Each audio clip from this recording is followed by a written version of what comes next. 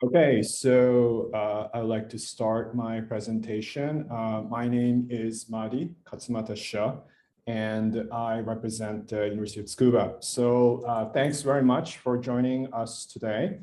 Oh, I'm sorry. I realized that the mic was off. Sorry about that. I was saying that welcome to the University of Tsukuba. I hope you can hear me fine. If you have any problems, just tell me if you cannot hear me. And okay, great. Thank you. Thank you so much, Maria. So, yeah, welcome to the JASSO fair. And also thanks for coming here. I know that there are many other universities lined up, and so thanks for choosing us. Good afternoon to you too, Kamara-san. So, I am going to talk about the University of Tsukuba. So first of all, I just wanted to know where you guys are from. Okay, so of course there are 205 countries in the world, and also many people, belong to many different areas at the same time, right? So it's not maybe not a good question, but where are you living? That's what I meant. So I'm going to just do a quick poll, yeah, and see if you can answer it, okay? So, okay, oh, thanks, everybody, thank you. Okay, great. So Indonesia, Brazil, and Pakistan, and Chile, and all over, right? So, okay, there we go. So this is my poll. I hope you can see it. And if you can answer it, would be great. Okay, the second question is, what grade are you in? And the third question is like, what are you interested in? It's just really broad. So maybe it's not a very good question perhaps, but I just wanted to know like what kind of profile I'm looking at here. Yeah, so that'll be great. So I'm just gonna run this for a few more seconds, okay? So thank you. And at the moment, I'm having, I think I can see that 80% of the people at the moment are from South Asia or Southeast Asia. And 9% are from East Asia. There are some people from Europe, some people from North America, some people from Latin America. So thanks very much for plugging in. Also Africa, thank you, and other and most, I would say that about 40% are from senior high school, and about 30% are from university, I can see. Okay. Okay, now, what are you interested in? About 60% are interested in science and tech. About more than 40% are interested in business sciences, humanities, and so on. Okay. All right, hang on one second. I'm just going to close the poll soon. It's still coming in. Okay, I'm going to close the poll in 5 seconds, okay? 5, 4, 3, 2, 1. Okay, here we go. I'm going to end the poll here. Okay, and somebody's from Japan. Konnichiwa. Okay, great. And oh, is it okay if I share the results? Yeah, so I think it's okay to share the results. Okay, so here we go. So I'm wondering if you can see this. Yeah, so 76% are from South Asia or Southeast Asia, and 9% are from East Asia. There's actually a fair number of people from Latin America joining, so thank you very much, everybody. I know there's a time difference and all. The majority are senior high school students. So I'll talk to you about, I'll show you some programs that are meant for high school students. And then there are some university graduate school people. And so I'll talk to you about graduate school as well, okay, of course. And I'll talk about how to apply for graduate schools as well, because it's very kind of a very,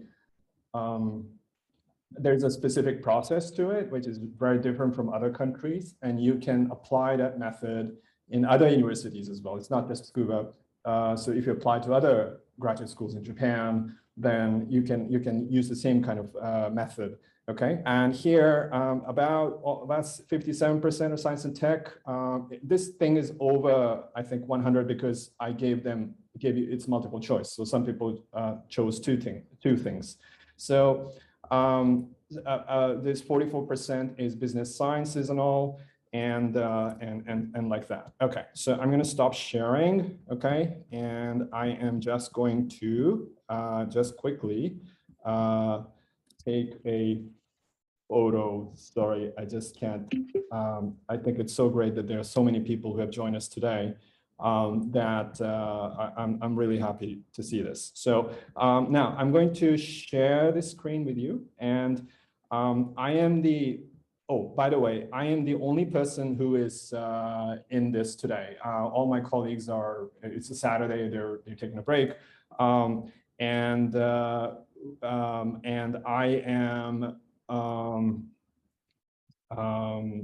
so I will try to answer your questions as much as much as I can.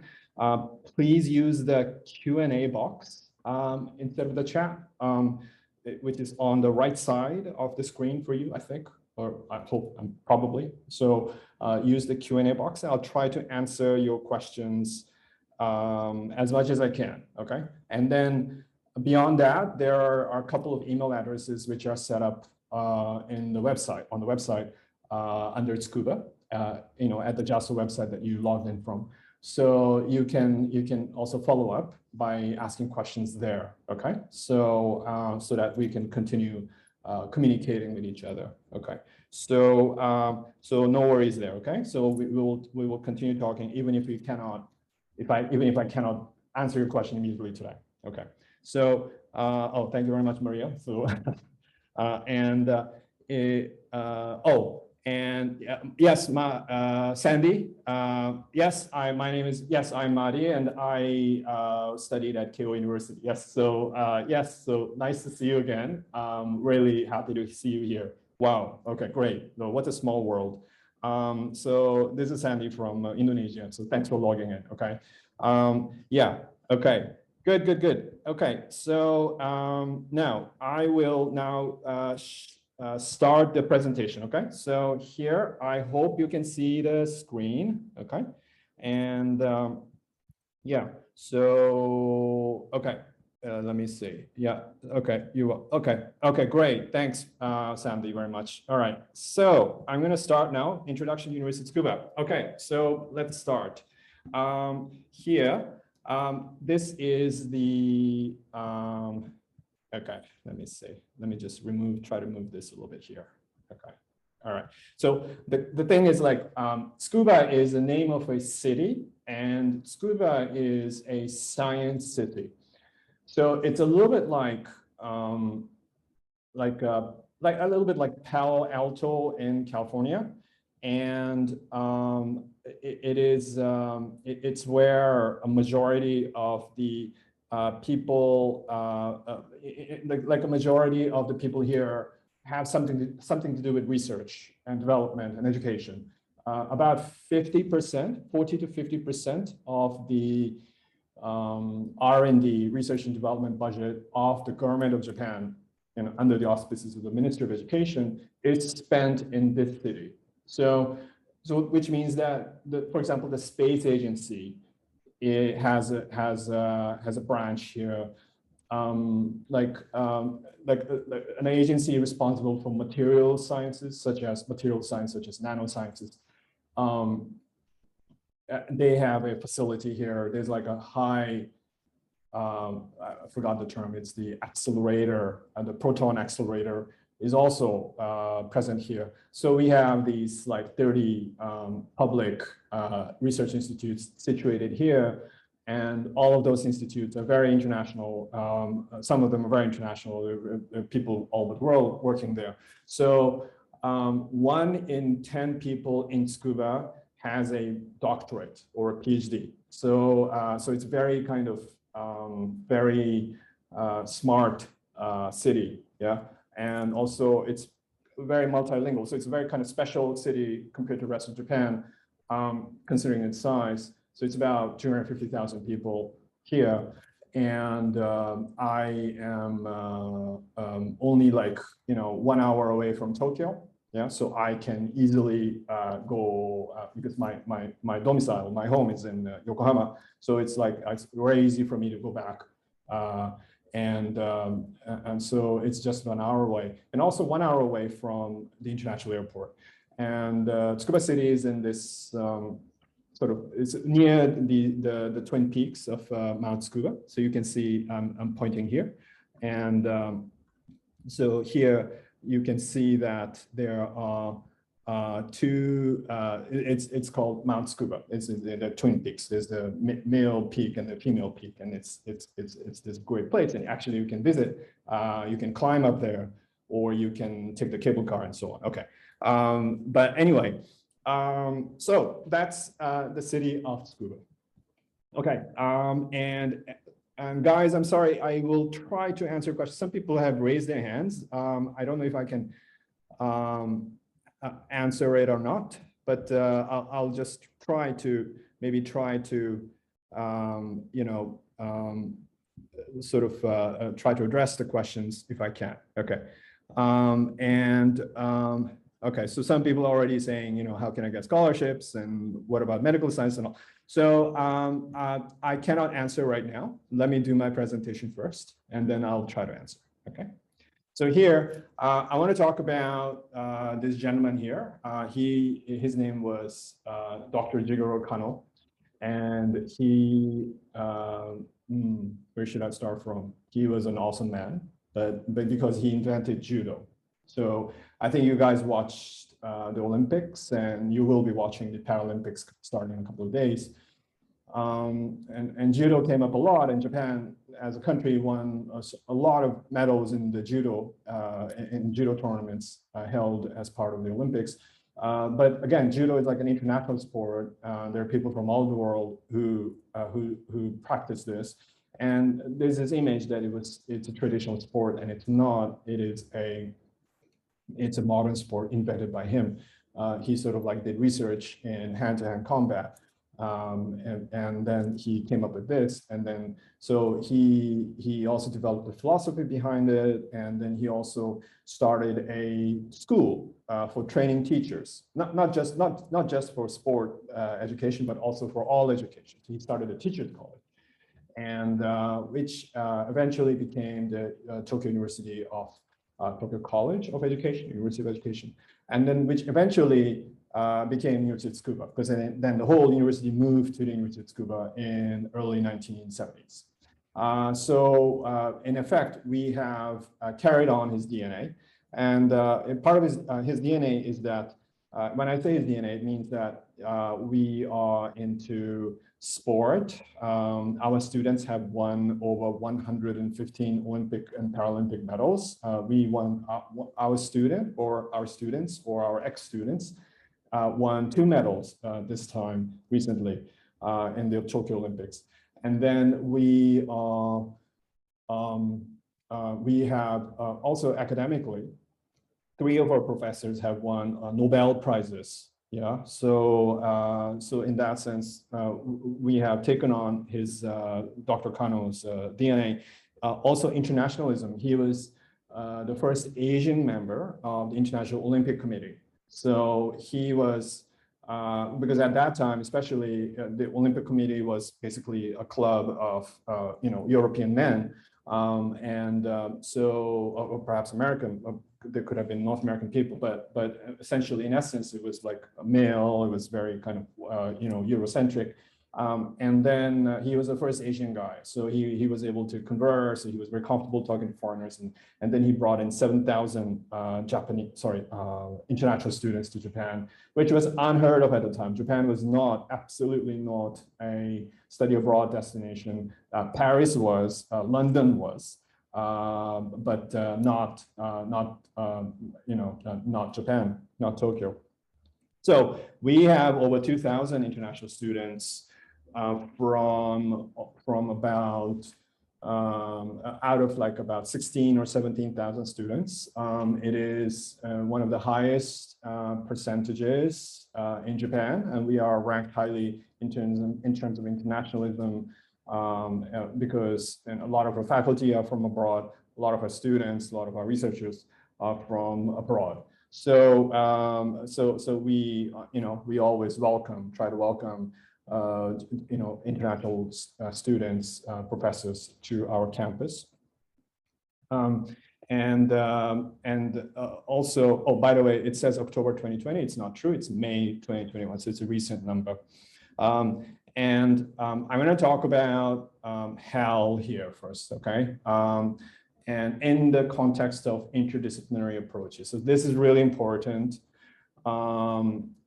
because I think that this is sort of our DNA. And if you are, if you're not interested in this kind of stuff, then maybe, this university is not right for you, okay? So I'm going to talk about HAL, it's a robot suit. And when I talk about this, I don't mean that University of Tsukuba is a robot institute. It's not, okay? It's just one, I'm just talking about one institute. But the reason why I'm talking about it is because of the aspect of interdisciplinarity, yeah? HAL is not, HAL is used to lift heavy things, like so many other robot suits.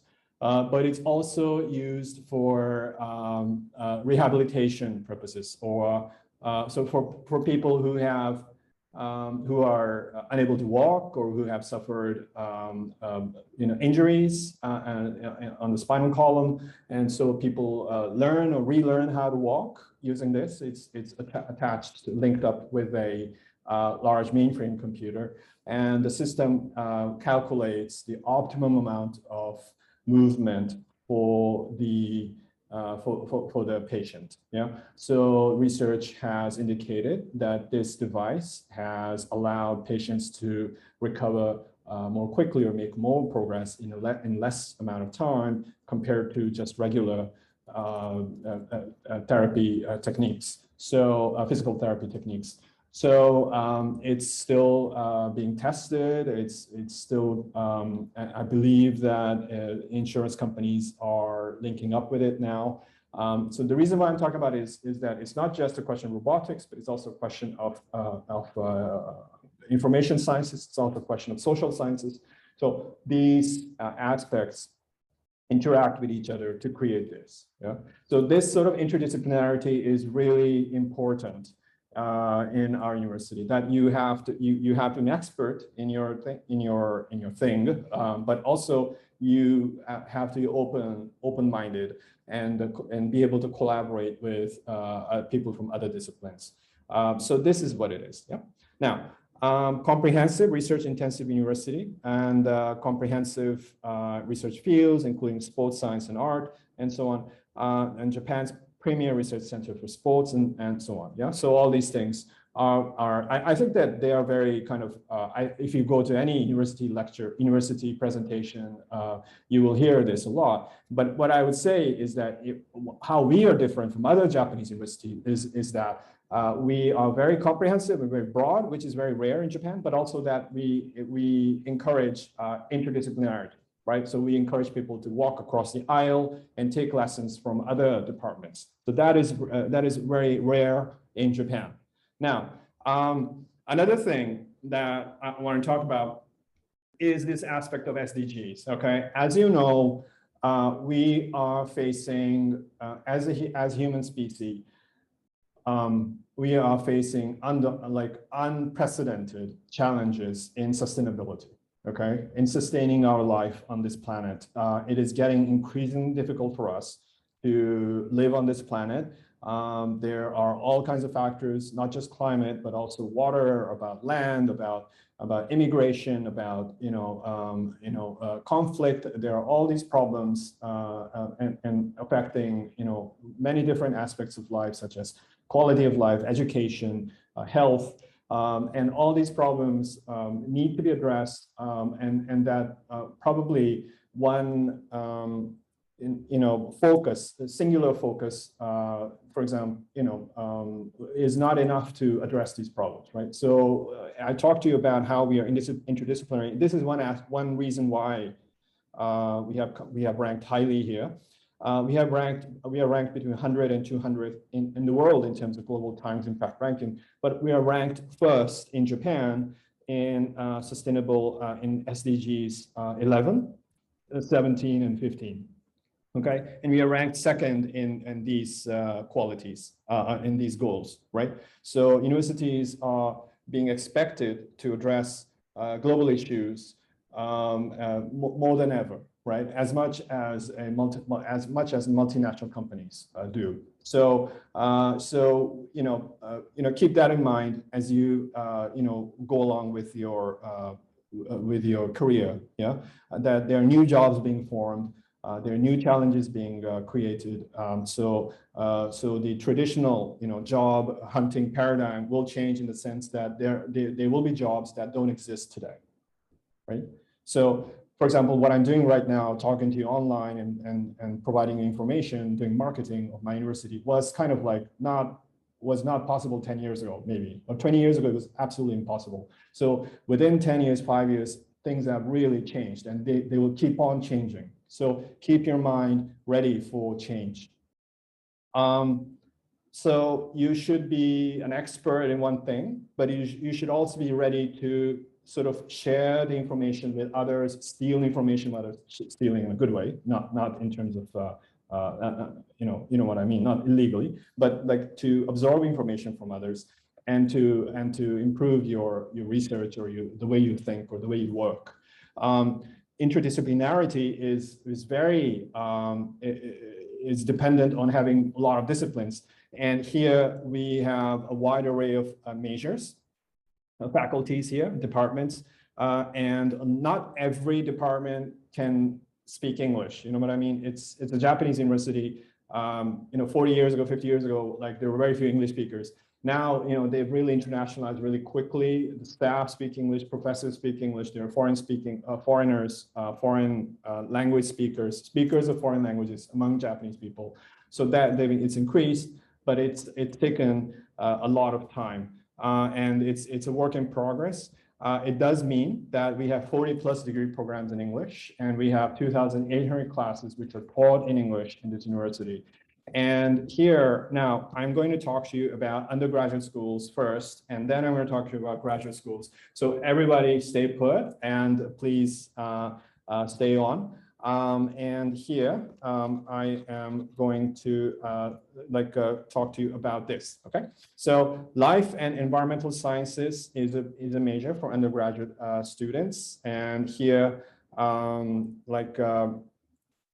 so here we have biology, agrobiological resources, and geosciences, okay? And this is taught in English, okay? So you don't need Japanese language skills to take this course.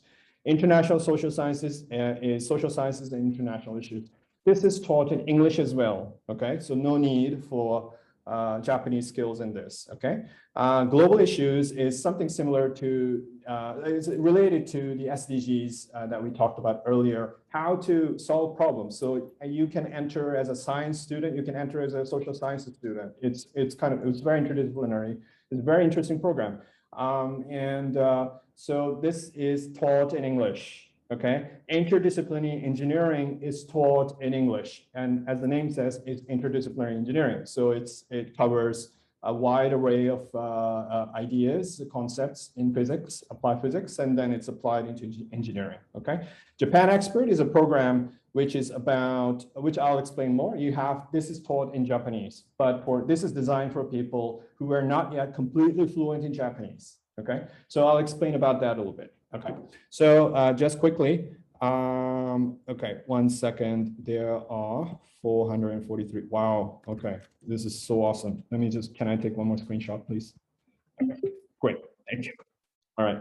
So here, and here now, let me move on here. Okay. So this is interdisciplinary engineering, and I put up a QR code. So please take pictures here. Again, this is bachelor's program in interdisciplinary engineering, and these 4 areas like energy, optics, electronics, robotics, modeling, simulation, materials, they are all taught to you in the first 2 years of your career. The last 2 years of a career, you have to choose 1 or 2 areas for your research. Yeah. So this is this is called IDE, Bachelor's Program in Interdisciplinary Engineering. Okay, so please check it out if this rings a bell. Okay, and here, Bachelor's Program in Global Issues, 4-year program, 4 years program, 4-year program to provide students with basic knowledge techniques to resolve global issues. Again, here I have provided a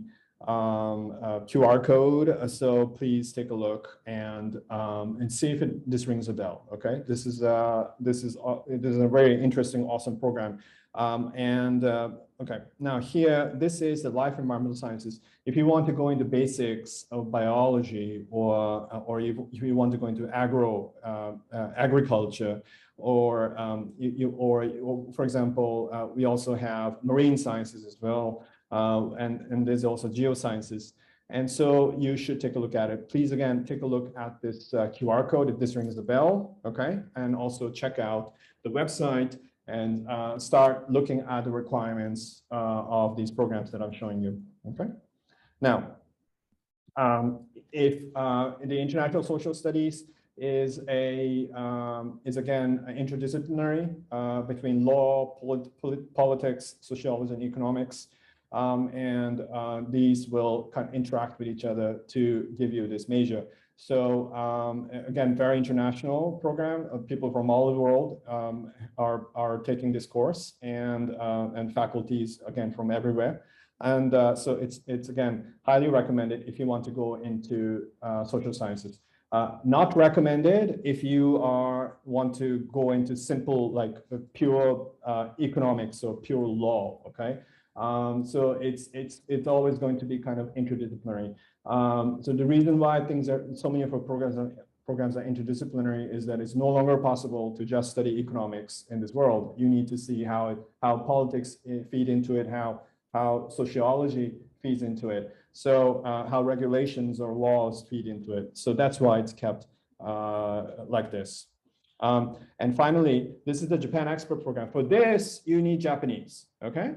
And so there are 4 programs: agriculture science, healthcare science, Japanese language teaching course, and then there's a art and design course. For these programs, you need to know Japanese, okay? And so this program allows you to enter Japanese into these programs, provided that you have intermediate level, JLPT N2 or N3 level Japanese, and you can apply here. And then if you succeed in getting admissions here, then you will be given a 6-month course, crash course in Japanese, and then you will become then you'll be prepared to enter these courses which are taught completely in Japanese, okay?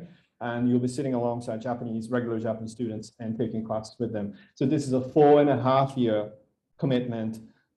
It's pretty tough. But if you want to enter in the Japanese program, but your Japanese level is not 100%, but it's about 50, 60, 70%, then this could be a program for you, okay? If you want to know more, just type Japan Expert University of Tsukuba and you will find the website. Google it. Okay. Now, okay, so that was that for undergraduates, and now for graduate programs.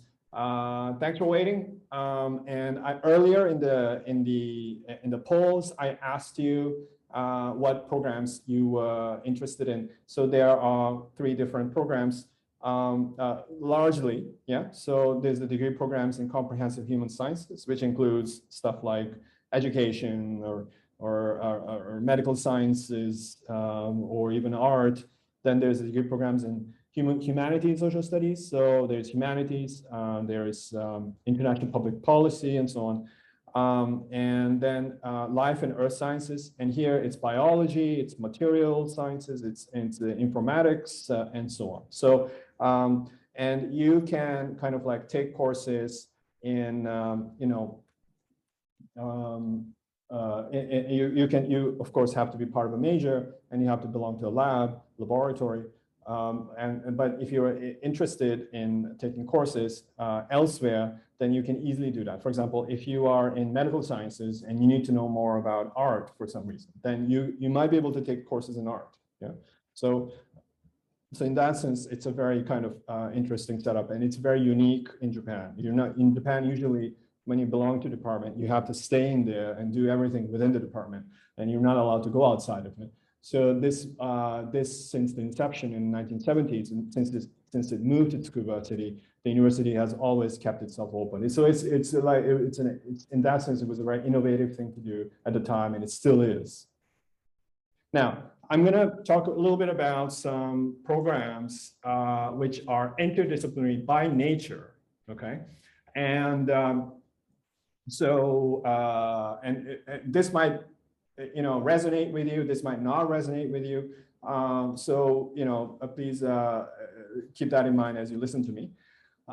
Now, this is the PhD program in human biology. And so it's basically biological sciences, medicine, material sciences, and computational sciences contributing to the understanding of human biology. Okay, so this trains specialists in technical knowledge and research abilities in life sciences, medicine, chemistry, computing technology, and so on and so forth. Very interesting program. If you and this one has its own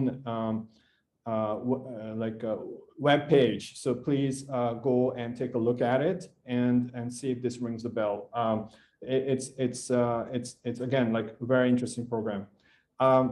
There's empowerment informatics, which is to develop students' abilities to empower people. All right, so it's a little bit difficult to understand what this is, but it's basically a cross between informatics, engineering, arts, even some aspects of philosophy, and the purpose is to empower people. And the end result is basically has a lot to do with augmented reality or assistive technologies or ways of presenting technology to society and so on. So it's a very kind of in a good way program. So if this rings a bell, then please go ahead and take a look at it. It's called Empowerment Informatics. Okay, the QR code is put up here. And this is a master's and doctoral program in life sciences innovation. So, for example, if you are into biomolecular engineering, or if you want to go into drug discovery or food innovation, food bioinformatics, this is a program for you. Okay, the QR code is here, so please take a look. Okay, and see if this rings a bell. Now, humanics is the graduate student will have mentor in physical sciences or engineering and informatics, and another mentor from biomedical sciences. So both those people will kind of train you in doing research in areas which have to do with the cross between again physical sciences and biomedical sciences. So, for example, if you take a look at bottom right, there's the Venn diagram here about brain imaging and meta recognition. Look at top left, orthopedics and cybernetics. Okay, look at the center bottom, surgery and augmented reality. Right. So these are very important aspects of important things that we need in the future, right? So our slogan is "Imagine the Future." I forgot to say this earlier in the program, but we're trying to imagine the future. Okay, and this is the master's program in sport and Olympic studies, and this is TIAS 2.0. And it's really it plays on our strengths in sport. We have a lot of ex-Olympians, gold medalists teaching here. So I believe we have, for example, gold medalists in judo teaching here. So here they'll teach you stuff like sport management or coaching sciences and all. Do check and see if there are programs taught in English or not, okay? Because a lot of Japanese athletes are not unable to speak English. But I know that there are some programs, for example, TIAS 2.0, it has some faculty which teaches in English or consults students in English. So please take a look at it, okay? Now, there's another program called Heritage Studies. This is for people who want to conserve heritage, world heritage sites, yeah, or even or heritage sites which exist in your country or region. World heritage sites are constantly under threat of destruction and damage by environmental factors, due to human factors. There's this distinguished faculty of chemists, of environmentalists, of social scientists will train you in finding out ways to conserve World Heritage sites. Okay, so the QR code is here. Please look into it if this is you. Now that it concludes my general lineup of courses, and I'm just going to talk because the graduate school section, I just want to add one more thing. This is the most important thing, everybody. I think that about 40% of people listening today are I think that are, yes, about 35% of people listening, or maybe more, yeah, looking at graduate schools or want to go into graduate schools, okay? And University of Tsukuba is a top 10 university. It's very competitive to get in, okay? So not everybody listening today will get in. That's the reality, okay? But the good news is that there are more than 750 universities and higher education programs, institutions in Japan. And so if you're looking for undergraduate or graduate programs, you have a lot to choose from, okay? And this goes out especially for graduate students. When you apply to a graduate school in Japan, always look for an advisor first, okay? This is really important.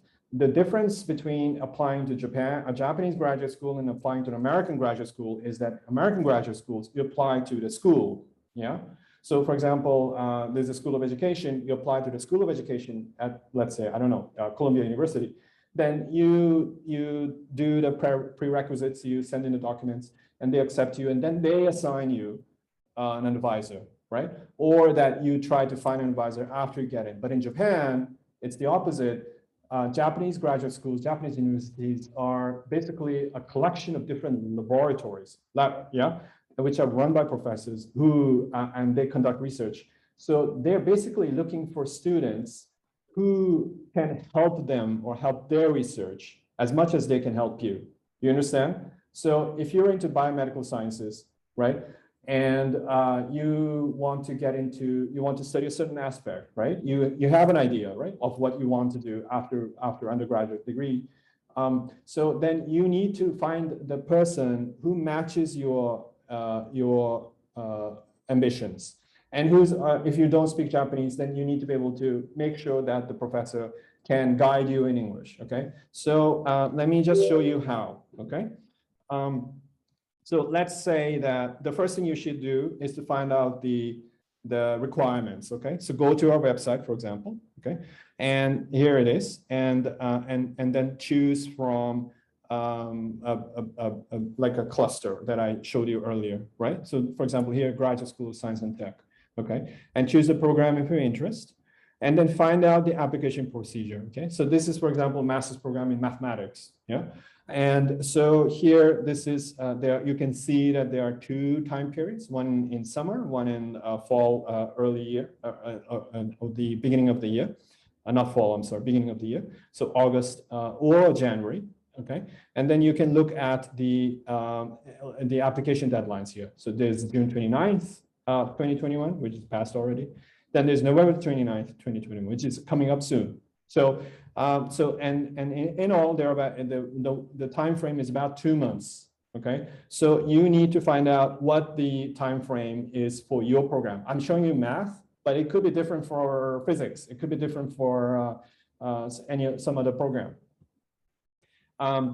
Check and see your eligibility. You have to have 16 years of education to apply to a graduate program in Japan. Yeah, usually, okay?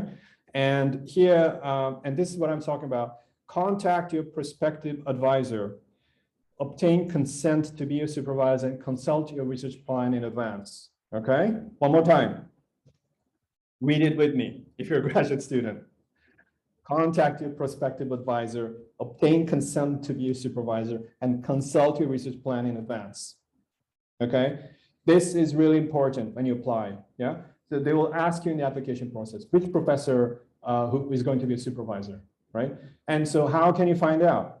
Yeah, so we have about 1,200, 1,600 professors teaching. So you cannot, how do you find out? So go to this website called trios.tsukuba.ac.jp, and it's a repository of, it's basically a data set of all the research that is researchers and the research that's been done. Do a keyword search. Earlier I said biomedical sciences. Do a keyword search and see if it'll come up with a list of professors. Go through each list and also and find, look at the keywords, go to a particular professor's profile, and they will also list the kind of papers that they published. Look at those papers, even read the abstract, even read the whole paper, right? And when you write to the professor, write to him or her or them, and also CC the office if you can, okay? And say, hello, my name is this and this. I'm really interested in your research, blah, blah, blah, blah, blah. Can I please be part of your lab? Because I've done this kind of work, or I'm really interested in this, and so on, okay? And start from there. It's the bad version is, hello, I am this. I want to major in this. Where is my scholarship? Okay, so that's a really bad argument. To say, hey, I'm interested in this. Where can I get a scholarship, right? So it's like saying, it's like as if somebody knocked on your door and said, hey, my name is this, give me food now. So it's a little bit like that, okay? So it's very abrupt, and it's very kind of, funding is limited in Japan, and this is not an oil-rich country. It's a top, economy's top 3 in the world, but it's still struggling in many ways. So we're trying to accommodate as much as possible, but you have to show your value to the professors. So I'm being very honest with you. Okay. So here, now web entry is such, okay, and it's very simple flow, okay. And the requirements, check the program for the program that you want to apply to, okay? So if your English is not your native language, then you will probably need to submit your TOEFL, TOEIC, your research plan. If you are a graduate, if you're applying to graduate program, if you're applying to undergraduate, they will still ask for a study plan or why you want to apply, okay? So this is really important. And the rest is like this. It's already put up in the PDFs that each program has put up. So so it's like that. Okay. So admissions are like this. And if you want to find out more about admission procedure and all, so please take a look at this. Okay. Please go to the website here, and it will show you more information about this, okay? And there's also an enrollment guidebook, and it'll show you step by step as to how to apply to each program. Okay. So I hope that this was helpful to you. I would like to add that student support is provided. There's an academic advisor, undergraduate or graduate, doesn't matter. There's a personal tutor, person who is older than you, or rather has spent more time at Tsukuba than you, and he or she or they will be assigned to you for 40 hours, and they will help you with in terms of settling in terms of opening a bank account or getting a cell phone account or something like that. And there will be there's English counseling, there's mental health support, there's medical health support, and so on. So I said that many programs you don't need Japanese, but you will, for example, undergraduate students, they need to take Japanese. About 4 or 5 credits are needed. They're compulsory. And then and even if you are a graduate school student, you should take some Japanese courses. So and this is actually a free site that you can use, developed by our faculty, to start learning Japanese if you don't speak Japanese. Okay, so this is our housing options and so on. Okay, and in terms of funding and scholarship, you can also find information in the website here. Okay, so and the procedures clearly specified. Okay. Good. So thank you very much. Okay. So okay. So I will now try to try to answer your questions. Okay. And I'm just going to pick things kind of randomly because there are hundreds of messages here. So forgive me for not being able to address your specific questions. As I said, the email address is given in the website from where you logged in today. There are two websites under the University of Tsukuba, so please write to them, yeah? And we will try to answer as much as possible, okay? So, is it possible to watch this presentation again on JASSO or somewhere else? Yeah, I think so. JASSO has asked me to, provide this recording to them after this, so you'll be able to watch, okay? And yeah, thank you very much, everybody. Yeah, thanks so much for your kind messages. Yeah, should I get in touch with the professor with a CV or research proposal? Well, both would be great, but definitely a research proposal would be more important. For example, this is by Sen. Okay, so Sen, thank you for the question. Should I get in touch with the professor with a CV or research proposal? I would say research proposal is more important. CV will be asked of you later, yeah? So both should be available, but come up with a research plan first. I know this student from India who got into the human biology program I talked to you about, and in that one, he had a biology background, the student had a biology background, and then he also knew programming. So the professor at the human biology program, he needed a student who could do big data, who could manipulate big data, because he was already doing research which needed a lot of big data manipulation. So in that sense, that Indian student was sought after, and he got in. And he finished his PhD recently. So that is one example. So the thing is, the student's research proposal really matched the professor's needs. So in that sense, you can think of it that way, the research proposal. Okay. Yeah.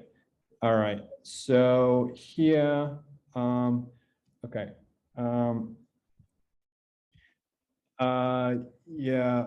There's so many questions, and not everything is taught in English. Okay, so you need to check and see. Go into the websites and see if the website is not in English, then it definitely it's not taught in English. Okay, so all right now. Okay, all right. The question is. Okay, so Ruben Santa Cruz, if I apply for Japanese Grammar Scholarship this year, could I participate in the 2022 academic year? Yes, I think so. Yeah, I think so. I think that if you apply to the Japanese Grammar Scholarship called the MEXT Scholarship, then it will be applicable for the next year. So, so please contact your embassy. Embassy meaning that, for example, if you are living in Chile, or if you're living in Thailand, or if you're living in Kazakhstan, go approach the local Japanese embassy or consulate and try to get information on the MEXT scholarship. So this will give you a free ride to Japan, all right? But again, it's very competitive, so that should not be your only option. There should be then you should also look at each university and also the kind of, scholarship programs that it provides. But again, as I said, please show your value. Don't just say I need a scholarship. Please tell me why I should give you a scholarship. Okay, so be very kind of mindful of that. Yeah, don't try to stand out, because hundreds or thousands of applications come in every year where people are demanding scholarships without giving any reason, right? So how can you stand out? You can stand out through your content, through your character, right? Through your passion for science or social sciences or arts or humanities, whatever it is. Yeah. So that is really important. Okay. Okay. So,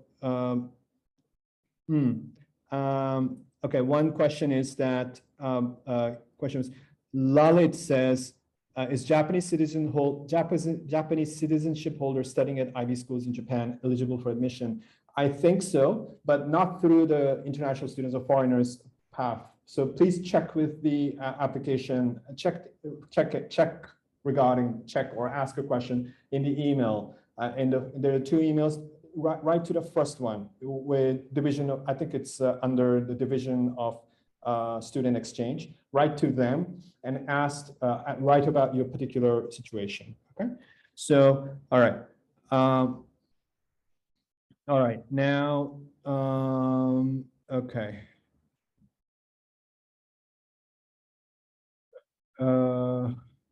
Are there any physics undergraduate? Logesh is asking, are there any physics undergraduate programs in English? The answer is no. There is in Japanese, but not in English. There is an interdisciplinary engineering program, which is run by applied physics program, by applied physics professors. But it's not a physics degree. So unfortunately, that's the case. If you want to study pure physics in English, you'll have to go look for other programs in Japan. Okay, and I will keep on going. Okay, and okay, so I tried to contact a prospective professor without sending research plan. There's no response anyway. What should I do? You try to contact prospective professor without sending a research plan. There's no response anyway. Yes, there's no response, probably because you didn't send any research plan. So try again. They are inundated, bombarded with emails. So that is the situation, okay? What I would do is that I would really kind of carefully look at each professor's work. And then again, as I said earlier, look at the research plan, send in a research plan, try if there's an office email there as well, CC them as well, or send it as well, include them in email as well, so that perhaps the staff there can remind the professor of that email. Yeah, and it might happen. So all I can say is best of luck in that. Okay, so yeah, so Rafael Ebenezer Fianto says for the medical sciences program, it says that it is for third-year students. Is that exclusively for students from outside Tsukuba, or is there a course in Tsukuba we can take beforehand and then transfer to medical sciences as a third year? Thanks. For the medical sciences degree, yes, this is for the bachelor's program. The medical sciences program, it accepts students only as transfer students in the third year, right? So you should have like a similar degree for the first 2 years, then you can transfer over. So that is the idea behind this. So please look into it more. And you don't have to be from Tsukuba to apply for this. Rather, it's actually for outsiders. Yeah. Okay. So, and I want admission in Masters in Nursing, Afzal. Nursing, it's the thing is like nursing, to become a nurse in Japan, you need to have fluent Japanese. What they provide is healthcare. It's not exactly nursing. So you become like a healthcare professional. And then, because in order to become a licensed nurse in Japan, you need to go through an examination for nurses. So I think it becomes pretty difficult if you don't speak Japanese. If you speak Japanese, then you can apply for that nursing program. But if it's not, if it's in English or something like that, then you can apply for the medical sciences program or the medical or the healthcare program. Yeah. Okay. Yeah, so there's, okay, so good afternoon, sir. This is Muhammad Rizki Ramadani. Good afternoon, sir. I want to ask about the language. Is there any degree that uses English as a language of introduction? You mean, are there any degrees that are taught in English? Yes, there are. There are about 40 degree programs taught in English for undergraduate and graduate together. So please take a look, okay? Okay, is it, okay, so is it mandatory? Now, this is by Jesse Kazio.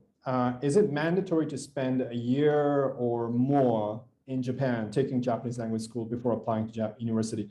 It is not mandatory to spend a year, but this applies to people who want to apply to a Japanese taught program, and you want to come in as a foreign student who wants to enter through Japanese. So then you can, if you can prove that in your country, then you don't need to study Japanese in Japan before applying. I believe that a lot of students from around the world, especially from East Asia, they do that a lot. They spend the last year of their high school in a prep school in Japan, in Tokyo or Osaka or somewhere, and then they study hard for the entrance examinations, and then they apply for Japanese taught programs in Japan.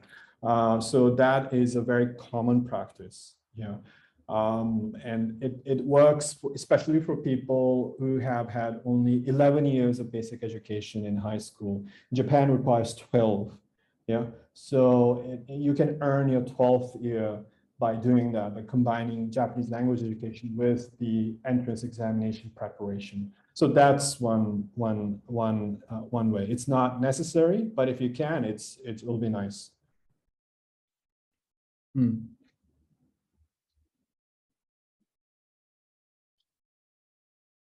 Okay.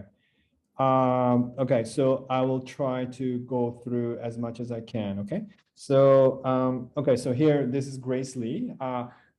Okay, so Grace, I want to ask about undergraduate as I plan to apply for next year intake for design and visual performing arts. What will be the requirements for the enrollment, and when will be the intake for next year as I am now senior high school grade 12? Also, I would like to apply for the scholarship and please advise on how to get it processed and when. Besides taking EJU, do we need to take IELTS, SAT, TOEFL, etc.? Look at the requirements for the design and visual performing arts. I believe that it's taught in Japanese. Okay. And so you will have to take the EJU for that. In that case, you will not need a SAT or IELTS, yeah, because you're applying as a Japanese. If your Japanese is not that good, but you can still speak a lot of Japanese, then you can apply through the Japan Expert Program I told you about. Japan Expert Program, that has a visual arts. You can apply to the art school here. There through that. So that's another kind of like window that's been created. Yeah, so to answer your question, you do not need the IELTS if you're taking the EJU, okay? Yeah. What is the, oh, this one is good. Jesse also asked, what is the difference between medical science and medicine? And this is something that I need to tell you all. If you want to become a doctor, I think that it's going to be very difficult in Japan, because you are expected to take courses in Japanese, and the examinations are all in Japanese. So you have to be you have to have like native level Japanese to be able to apply to the medical school as a medical practitioner. But when you're talking about medical sciences, in which we are trying to understand the human body, trying to propagate research, and trying to, for example, come up with drugs to cure pandemics and all, that's medical science. So we have highly active medical sciences degree program where students from all the world are doing research in those fields, and they will go on to work in pharmaceuticals or become university professors themselves in the future in anywhere in the world. So in that sense, or they could be, as I said, working in the private sector, right? So so that's what it is. Yeah. So as far as I know, it's close to impossible to become a medical doctor in Japan. I might be wrong, but that's what I know. Okay. All right. Okay. So all right. There are hundreds of questions. So I'm so sorry. I cannot answer all of it. So medicine is not given in the English language. The answer is no, it's not given in English language, but medical sciences is given in English. Okay. All right. So one question from Maria is that do the English language G30 programs only start in October? Yes, they start in October. It's the fall.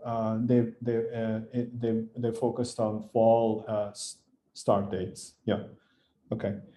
Okay. And all right. And so on. Okay.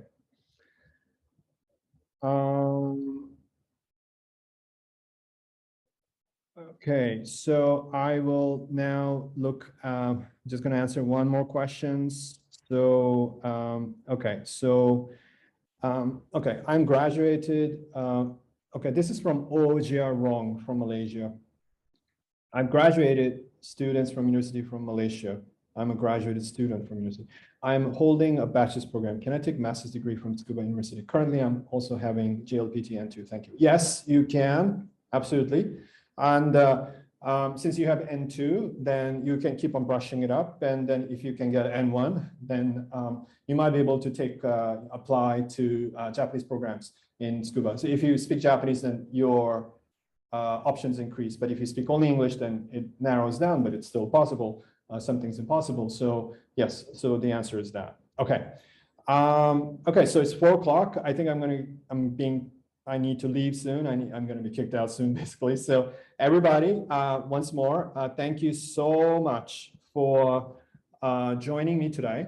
And I'm really grateful that you've spent time with me. And please go and email me, ask questions at the email addresses that I mentioned earlier. It's in the JASSO website under Use at Tsukuba. Okay. So everybody, thank you so much. Best of luck to you. Please stay safe. What I mean is from the pandemic as well. Yeah. So it's a very worrisome situation.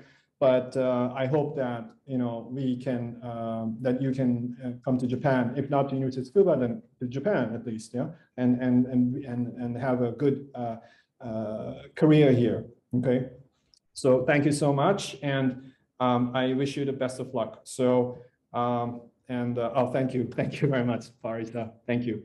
Okay, thank you, Beverly. Thank you, yeah, Sharia, Iniza. Thank you so much. Okay. All right, so please take care and good luck. Goodbye. Thank you. Bye.